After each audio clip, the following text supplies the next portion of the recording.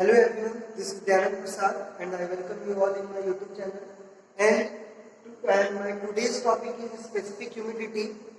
इससे पहले हम लोग साइकोमेट्री के बारे में पढ़ चुके हैं कि साइकोमेट्री किसको कहते हैं, इसके कुछ प्रॉपर्टी जैसे ड्राई बल्ब टेम्परेचर किसको कहते हैं, वेट बल्ब टेम्परेचर किसको कहते हैं, डी पॉइंट टेम्परेचर किसको कहते हैं, इन सब का वीडियोस प्रीवियस वीडियो में आपको मिल जाएगा। ये सब टॉपिक आपको कवर किया हुआ है। नेक्स्ट टाइम आ गया स्पेसिफिक ह्यूमिडिटी, जिसको हम लोग स्पेसिफिक ह्यूमिडिटी को ह्यूमिडिटी रेशियो भी कहा जाता है। ठीक है, तो हम लोग आज इसका डेफिनेशन देखते हैं कि स्पेसिफिक ह्यूमिडिटी कहते हैं किसको। तो it is the ratio of mass of water vapour to the mass of dry air, कि कितना मास ऑफ वाटर वेपर होगा, है ना, per unit mass of dry air. कि ड्राई एयर अगर ऊपर में क्या होना चाहिए, मास ऑफ वाटर वेपर, और नीचे में dry air. Okay, in generally expressed as the grams of water per kg of dry air, कि हर 1 kg of dry air में कितना ग्राम ऑफ वाटर वेपर होगा, उसी को हम लोग स्पेसिफिक ह्यूमिडिटी कहते हैं। जैसे specific humidity is equal to mass of water vapour by mass of dry air. Okay, अब स्पेसिफिक ह्यूमिडिटी को हम लोग W से इंडिकेट करते हैं। तो W is equal to MV, mass of water vapour by mass of dry air. इसको हम लोग ड्राइव भी करेंगे। तो यहाँ तक आप लोग देख सकते हैं स्पेसिफिक ह्यूमिडिटी का, आप स्क्रीनशॉट ले लीजिए। ठीक है, तो हम लोग नेक्स्ट आगे बढ़ते हैं स्पेसिफिक ह्यूमिडिटी के लिए। ये स्पेसिफिक ह्यूमिडिटी यहाँ के बाद,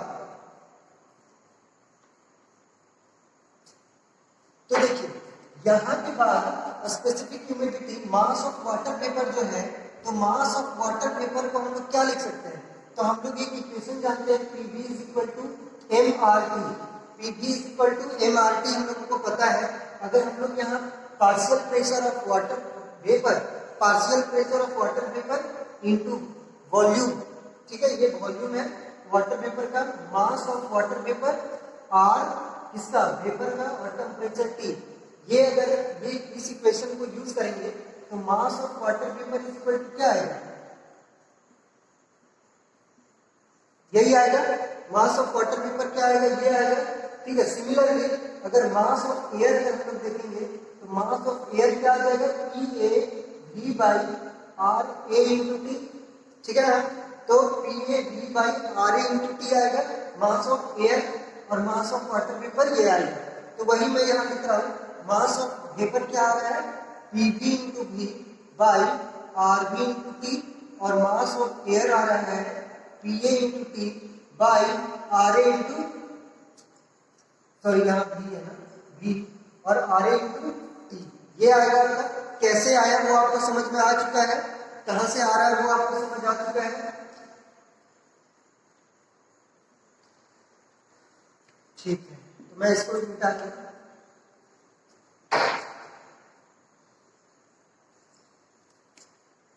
तो यहां के बाद जो specific humidity is equal to MV by MA, MV by MA, इसमें पुट करेंगे तो MV के बदले क्या यूज करेंगे, ये वाला PV into T, sorry V, PV into V by RV into T, और मास ऑफ एयर के लिए ये यूज करेंगे, जो कि नीचे है तो इसको नीचे में यूज करेंगे, तो PA इंटू T और A इंटू T। तो यहां से V से V गया, T से T गया। ठीक है, तो हम लोगों के पास क्या बचेगा, PV into RA by PA into RB। तो PV into RA by PA into RB, यही बचेगा। तो अब यहाँ से RA और RB क्या है, ये गैस कांस्टेंट है, मतलब RA एयर का गैस कांस्टेंट निकालने के लिए क्या करना पड़ेगा, और वेपर का गैस कांस्टेंट निकालने के लिए क्या करना पड़ेगा, वो देखते हैं। तो हम लोग को पता है क्या, RA इज इक्वल टू क्या होता है, universal gas constant, universal gas constant by molecular weight, universal gas constant by molecular weight. Similarly अगर हम लोग वेपर का निकालेंगे गैस कांस्टेंट, तो वेपर का गैस कांस्टेंट कितना होगा, universal gas constant by molecular weight होगा, मोलिकुलर वेट नीचे में। तो यहां से हम लोग देखिए किस तरह से निकाल पाएंगे, यहां से यूनिवर्सल गैस कांस्टेंट कितना है हम लोग का, 8.314 किलो जूल पर केजी केल्विन, यही होता है universal gas constant 8.314 kilo joule पर केजी केल्विन। और मोलिकुलर वेट ऑफ एयर कितना होता है, तो 28.16, लेट मी चेक, सॉरी 28.97 होता है, 28.97 होता है और 8.314 ठीक है यहाँ तक। तो 8.314 बाई 28.97 और इसको जब सॉल्व करेंगे तो व्हाट वी गेट 0.287, तो what we get 0.287 and what is its unit, and finally we get 0.287 kilojoule पर केजी केल्विन। ठीक है, तो हम लोग को क्या मिलेगा, किलो जूल पर केजी केल्विन 0.287 किलो जूल पर केजी केल्विन।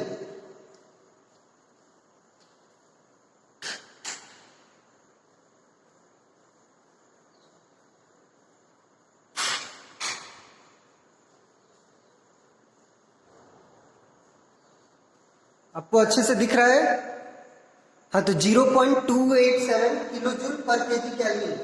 ओके, इसके बाद आर भी, जब हम लोग को गैस कांस्टेंट निकालना है वेपर के लिए तो आर यू, ये क्या है, यूनिवर्सल गैस कांस्टेंट, और universal gas constant similarly 8.314 bye molecular weight of vapour, water vapour है तो वेपर का मोलिकुलर वेट कितना होता है, तो देखिए H hydrogen atom 1 × 2 plus 16 is equal to 18, तो इसको 18 से डिवाइड करना होगा, तो फाइनली हम लोग को मिलेगा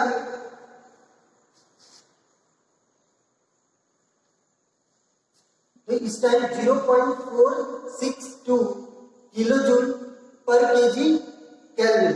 अब जैसे ही हम लोग को आरए और आरबी पता हो गया तो हम लोग यहाँ पे आरए और आरबी को पुट करेंगे तो हम लोगों को क्या मिलेगा, देखिए आरए के बदले पुट करेंगे 0.287 बाई पीवी बाई में 0.462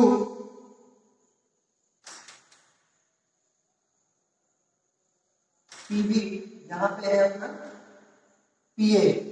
ठीक है, तो 0.287 पीवी बाई 0.462 पीए, 0.462 पीए।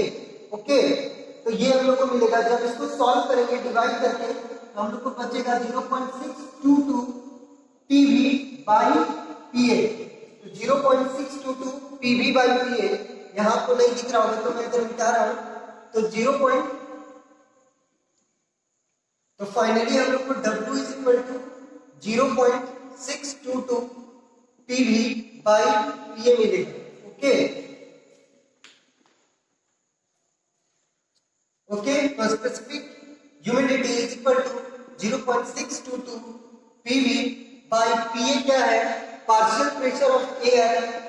ठीक है, तो ये पार्शियल प्रेशर ऑफ एयर किसके बराबर होगा, तो देखिए टोटल प्रेशर जो होता है वो किसके बराबर होगा, partial pressure of air plus partial pressure of water vapour. तो partial pressure of air is equal to क्या होगा, total pressure minus partial pressure of water vapour, तो पीए इज इक्वल टू क्या होगा, पी माइनस पीवी। ठीक है, तो ये अपना हो जाएगा स्पेसिफिक ह्यूमिडिटी के लिए formula 0.622 PV by P minus PV. Okay, PV by P minus PV, ये होगा स्पेसिफिक ह्यूमिडिटी के लिए 0.622 PV by P minus PV. Okay,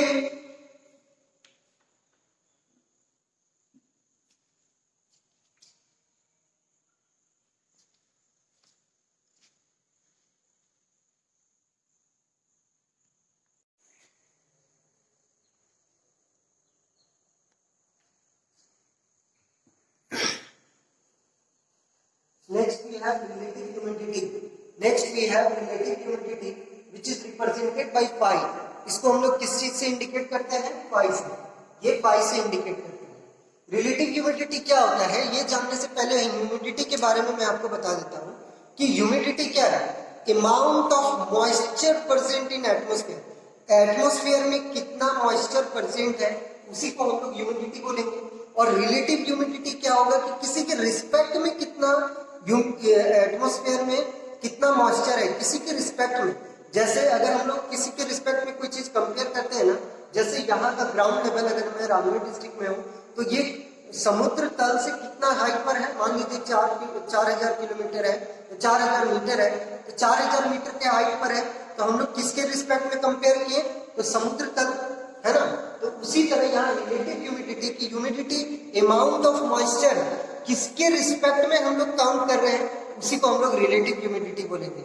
इसका डेफिनेशन होता है कि it is defined as the ratio of mass of water vapour in a given volume to the mass of water vapour in the same volume when air is saturated at same temperature. जब air हमारा saturated होगा उस time उसमें कितना water vapour था, और जब मेरा वही एयर सेम वॉल्यूम, यहाँ पे देखिए यहाँ पे सेम टेम्परेचर लिखा हुआ है और वही वॉल्यूम, यहाँ पे देखिए सेम वॉल्यूम लिखा हुआ है, तो जो सेम वॉल्यूम है वही वॉल्यूम में उसी टेम्परेचर पे जब वो सेचुरेटेड नहीं था तब उसमें कितना मॉइस्चर था, और जब वो सेचुरेटेड हो गया उस टाइम में उसमें कितना वाटर वेपर है, उसी को हम लोग रिलेटिव ह्यूमिडिटी कहते हैं। अगर मान लीजिए कि रिलेटिव ह्यूमिडिटी, किसी का रिलेटिव ह्यूमिडिटी जिसको हम लोग आरएच से इंडिकेट कर रहे हैं, रिलेटिव ह्यूमिडिटी ये अगर 100% हो, इसको रिलेटिव ह्यूमिडिटी चूंकि किसी के रेस्पेक्ट में है तो ये परसेंट में होगा, इसको हम लोग परसेंट में इंडिकेट करेंगे। तो 100% अगर किसी का रिलेटिव ह्यूमिडिटी है, इसका क्या मतलब है, इसका ये मतलब है कि ना तो अगर किसी का रिलेटिव ह्यूमिडिटी 100% है तो मतलब कि वो ना तो ठंडा होगा, कूल नहीं होगा। क्यों भाई, रिलेटिव ह्यूमिडिटी 100% होने का मतलब क्या है कि उसमें जितना मॉइस्चर था जब वो सेचुरेटेड नहीं हुआ था, जब जैसे कि अगर हम लोग कर्व जो हम लोग यहाँ पर लिख रहा हूँ,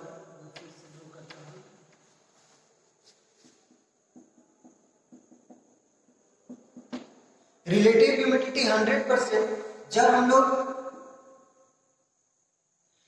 लोग टीएस कर्व इंडिकेट ड्रॉ करेंगे, अगर किसी का रिलेटिव ह्यूमिडिटी 100% है जब वो सेचुरेट नहीं था और जब वो सेचुरेटेड हो गया उस टाइम में दोनों का वाटर वेपर का मास सेम है, मतलब जब वो सेचुरेटेड नहीं था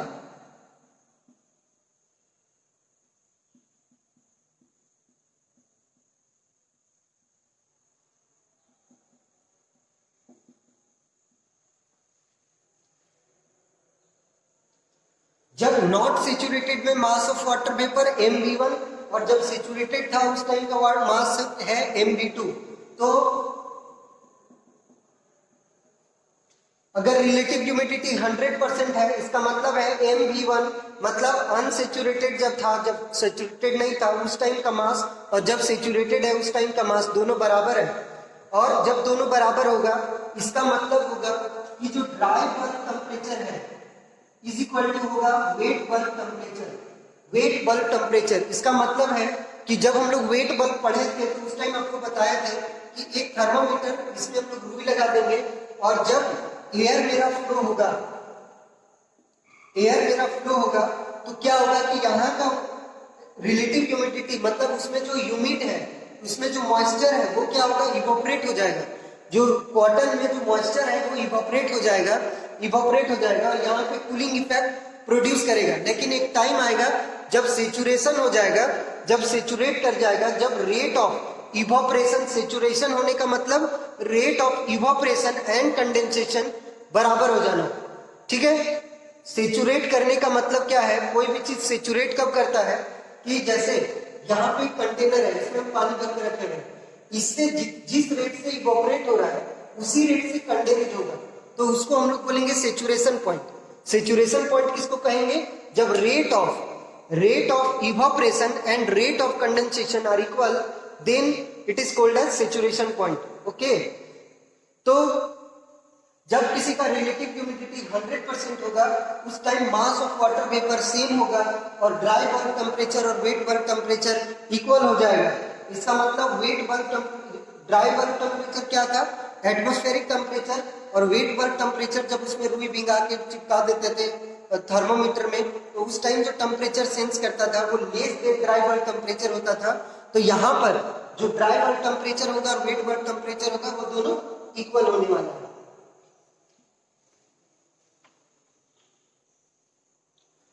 ओके, अगर हम लोग का रिलेटिव ह्यूमिडिटी, तो अगर हम लोग रिलेटिव ह्यूमिडिटी बढ़ाएंगे तो क्या होगा कि अगर हम लोग रिलेटिव ह्यूमिडिटी बढ़ाते हैं तो क्या होगा, वेट बल्ब टेम्परेचर बढ़ेगा। रिलेटिव ह्यूमिडिटी बढ़ाएंगे तो वेट बल्ब टेम्परेचर बढ़ेगा, और अगर रिलेटिव ह्यूमिडिटी घटाएंगे तो वेट बल्ब टेम्परेचर घटेगा। ओके, वेट बल्ब टेम्परेचर घटेगा। तो this is all about relative humidity. Next we have degree of saturation.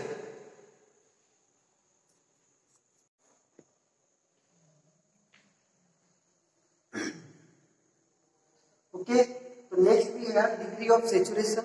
Degree of saturation किसको कहते हैं? तो डिग्री ऑफ सेचुरेशन क्या होता है? सबसे पहले मैं सेचुरेशन पॉइंट तो आपको बता ही चुका हूँ। सेचुरेशन पॉइंट क्या होता है?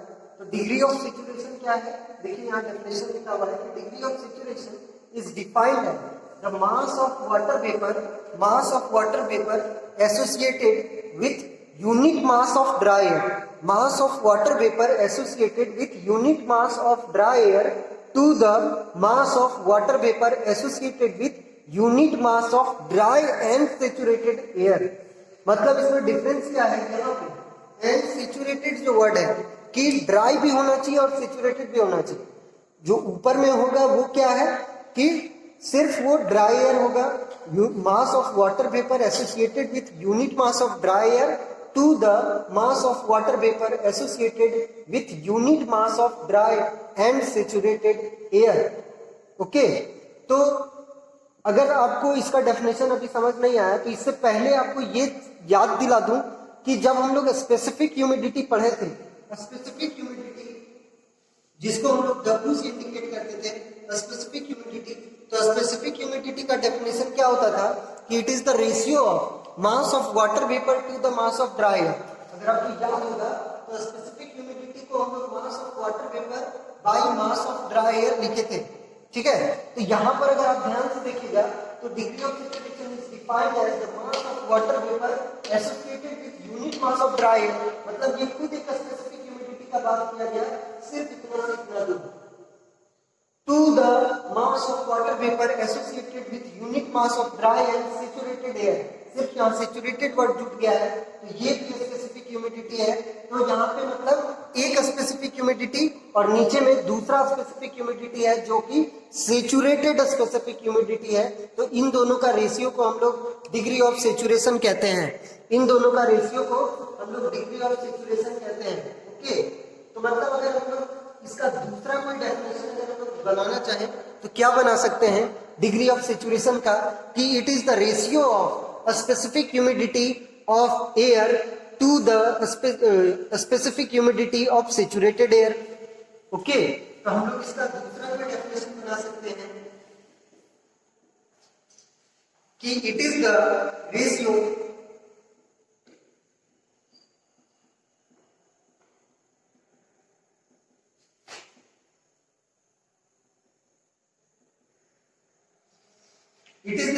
of specific humidity of air to the specific humidity of saturated air।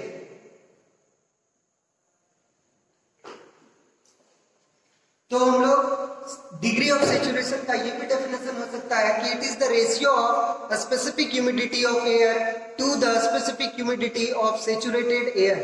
Okay, अब यहां के बाद लिख लिए यहां तक। तो यहां के बाद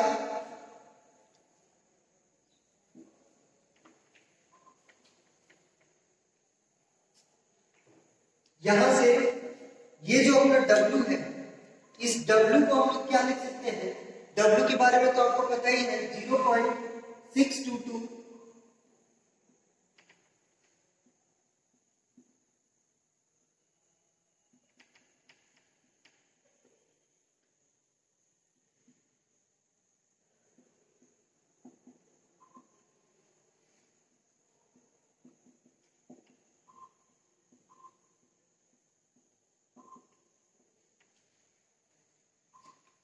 यहां से W is equal to 0.622 PV by P minus PV, where W क्या है, स्पेसिफिक ह्यूमिडिटी ऑफ एयर, और वहां पे PV जो है पार्शियल प्रेशर ऑफ वेपर है, और P क्या है, टोटल प्रेशर है। और WS क्या इंडिकेट करेगा कि specific humidity of air when air is saturated, और PS क्या होगा, partial pressure of saturated air, और P वहां पर भी टोटल प्रेशर ही होगा। तो okay, this is all about degree of saturation. Hope आपको समझ आया होगा। Okay, this is all about degree of saturation, hope आपको समझ आया होगा। Thanks for the listening, as always, God bless you all. Okay.